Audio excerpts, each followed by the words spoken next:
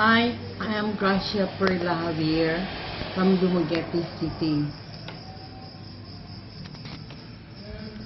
Soon I'll be retiring, and I was invited to join this organization.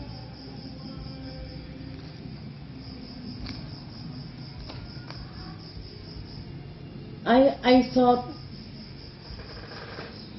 at first I did not believe in this because it was not explained well to me, but later I find it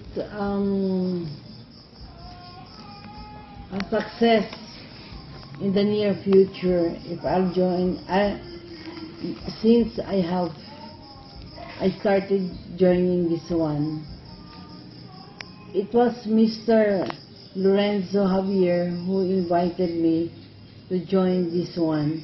At first, he didn't explain well, but later on, with the help of my son, Greg Lawrence Javier, it was explained to me well. Then I am thankful that I'm joined this one for our future, for our future activities. Thank you.